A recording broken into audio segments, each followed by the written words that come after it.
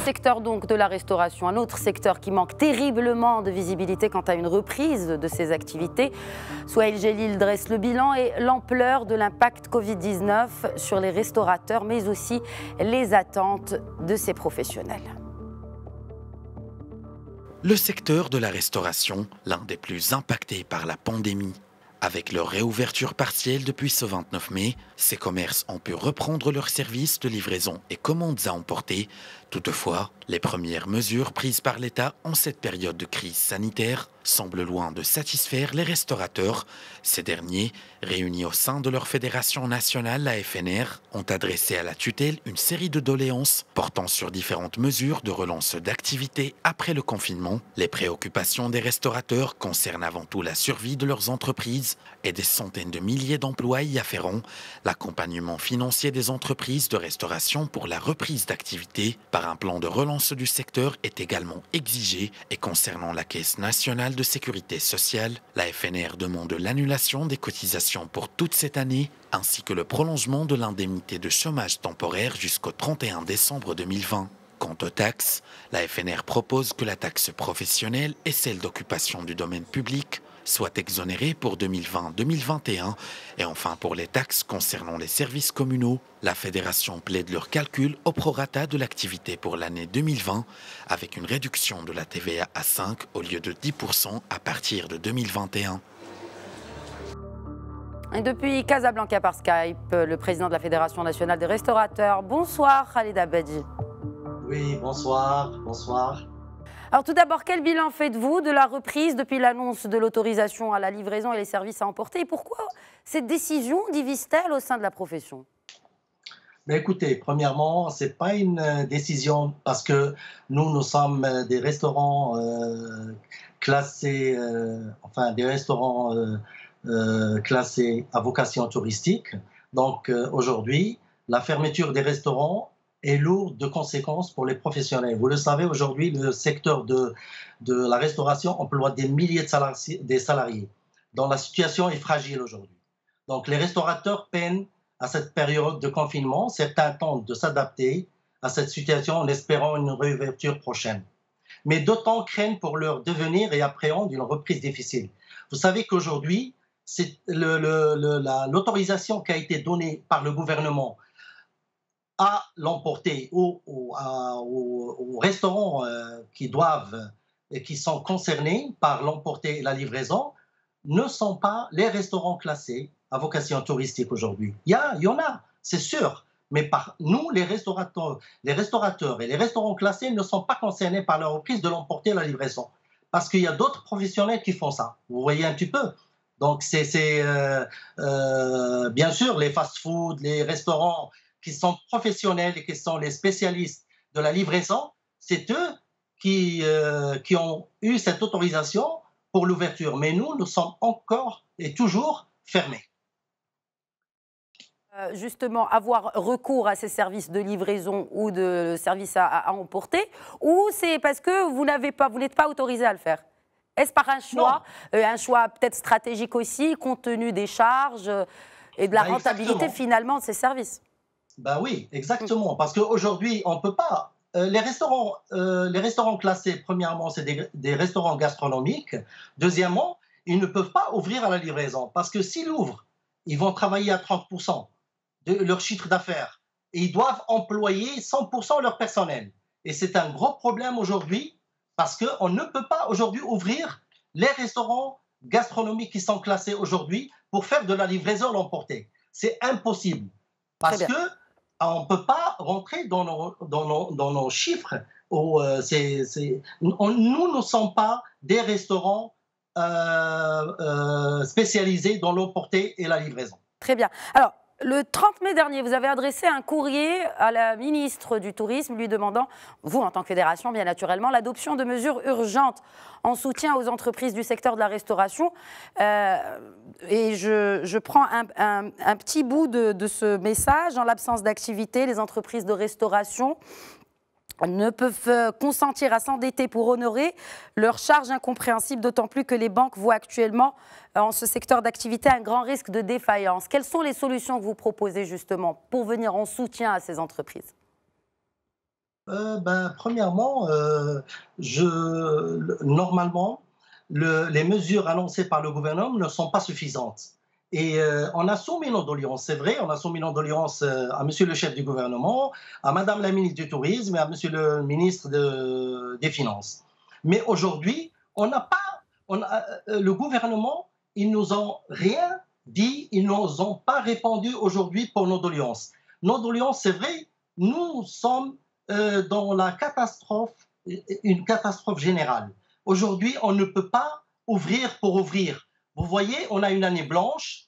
Aujourd'hui, afin d'obtenir des aides financières et fiscales, nous sommes toujours en attente par le gouvernement. Notre survie va dépendre du dialogue avec le gouvernement aujourd'hui. Parce que sinon, il y aura beaucoup de faillites, il y aura beaucoup de personnes qui vont partir au chômage. Et ça, c'est très grave pour l'économie du pays. Donc là, ce que vous dites, c'est que l'État doit prendre des mesures urgentes maintenant, notamment sur le plan fiscal, comme on l'a entendu dans le reportage tout à l'heure. Mais il n'y a pas que cela. Vous demandez aussi sur le volet social.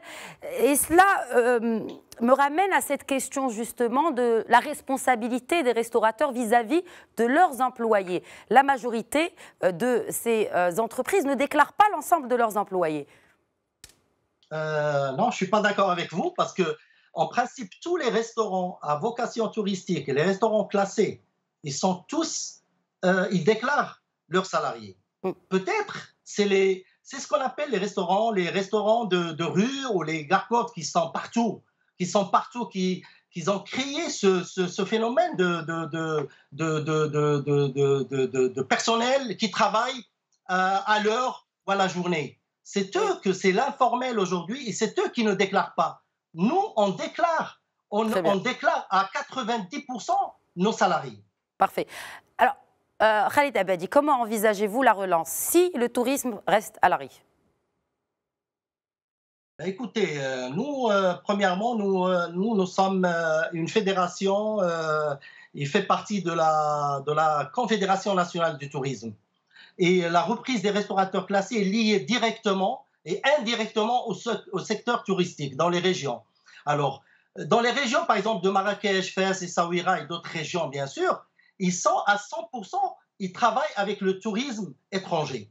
Alors, aujourd'hui, prenons Casablanca, même la capitale économique aujourd'hui, on travaille aussi avec le tourisme et le tourisme d'affaires étrangers, et plus les nationaux, bien sûr.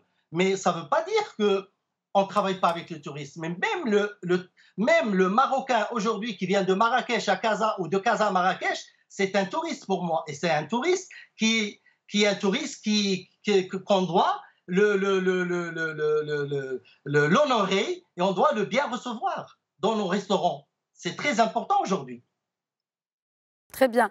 Et par rapport à l'après-Covid, justement, la réouverture de ces restaurants, que pensez-vous par rapport aux mesures de distanciation sociale et leur impact sur les chiffres finalement? Écoutez, aujourd'hui, on a eu une petite réunion avec une visioconférence avec les membres du ministère du Tourisme. Et on a discuté un peu notre futur guide qui va sortir incessamment. Et c'est un guide de sécurité et d'hygiène. Et là, je vois que si on doit ouvrir nos restaurants aujourd'hui, on doit les ouvrir minimum à 50%. Et la distanciation, c'est plus ou moins 1 mètre. Donc aujourd'hui, nous devons ouvrir, mais avec des conditions, bien sûr, et avec la sécurité et l'hygiène. Et c'est une sécurité sévère, parce que la sécurité aujourd'hui contre ce virus qu'on ne le voit pas, qu'on ne le connaît pas, même s'il va vivre avec nous, c'est sûr que plusieurs mois ou plusieurs années. Mais aujourd'hui, l'ouverture est pertinente pour les restaurateurs. Mais malheureusement, si jamais on n'a pas de réponse de notre gouvernement afin d'obtenir, et je le redis, les aides financières et fiscales, nous ne pouvons pas ouvrir nos restaurants parce que ça va être la catastrophe. Et je suis Quand vous parlez d'aide financière, est-ce que vous évoquez les banques? Non, financière, il n'y a pas d'aide bancaire en fin de compte. Les aides bancaires, c'est pas ça. Parce qu'il y a beaucoup de restaurants. Alors, quel genre d'aide financière? Comment vous envisagez ces aides financières de l'État que vous demandez au gouvernement marocain? Moi mon avis, c'est que le gouvernement doit agir vite il doit instaurer un fonds de soutien, d'État pour les restaurateurs. Parce qu'il y a des restaurateurs qui aujourd'hui ne peuvent pas ouvrir le restaurant. Parce que, et déjà, ils ne peuvent pas avoir accès au financement, par exemple, de CCG, qui est assuré ou garanti par l'État. C'est très important aujourd'hui. Il doit y avoir des fonds et ils peuvent accompagner l'État à verser, je ne sais pas, je dis n'importe quel chiffre, peut-être de 10 000 à 100 000, mais d'aider ces restaurateurs à ouvrir, parce que c'est très important aujourd'hui. On ne vient pas et on commence à dire, voilà, venez, déposez des dossiers à la banque, voilà des crédits, mais les crédits, il faut les payer un jour. Il faut avoir la trésorerie pour les payer. C'est très important aujourd'hui. Donc, on va dire que, bon, peut-être qu'on passe aux questions des internautes, si vous le permettez, Khalid Abadi. Sur justement si le secteur de la restauration a les moyens de se restructurer pour suivre les nouvelles normes sociales après la crise du coronavirus ainsi que l'arrêt de l'activité touristique. Cela va dans le sens de ce que vous disiez. Oui, bah oui, moi je suis d'accord. Moi je suis d'accord avec. Moi je pense qu'aujourd'hui il faut essayer de formaliser tous les restaurants, toute la profession, que ce soit restaurant classé ou que ce soit snack, que ce soit café, que ce soit traiteur. Je ne vais pas parler des autres, mais de l'informel en général. Mais moi, je pense qu'il faut absolument déclarer toutes les personnes qui travaillent dans le domaine, que ce soit le domaine de la restauration, le domaine de l'industrie.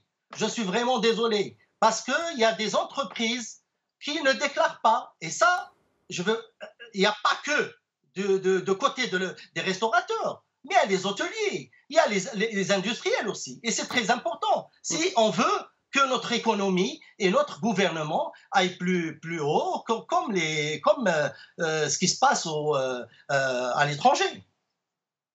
Mais vous pensez, puisque vous parlez de l'étranger, vous pensez est-ce qu'il y a eu de véritables plans Marshall pour sauver justement les secteurs de la restauration dans certains pays, notamment en Europe, pour ne citer que, vous pensez qu'on n'en fait pas assez aujourd'hui pour vous, ici au Maroc? Oui, on n'en fait pas assez, la vérité, parce que quand même, nous aussi, on paye nos impôts. On paye les impôts, on paye, on est là dans notre pays, comment dirais-je, il y a des milliards de dirhams qui se payent toutes les années, ils sont dans les caisses du gouvernement, les taxes des débits de boissons, la TVA. Combien de taxes généralement vous avez, juste pour avoir une idée, vous payez combien de taxes? Vous, en tant que restaurateur, le chiffre du nombre de taxes que vous payez? On a au moins 25 taxes qu'on paye. Si on commence à compter, on a 25 taxes. Ça veut dire que l'État, il est associé avec nous dans nos restaurants, malheureusement. Mais donc du coup, pour la reprise, vous ne voyez pas de reprise s'il n'y a pas de coup de main de l'État? C'est normal. La moindre des choses quand même, la moindre des choses.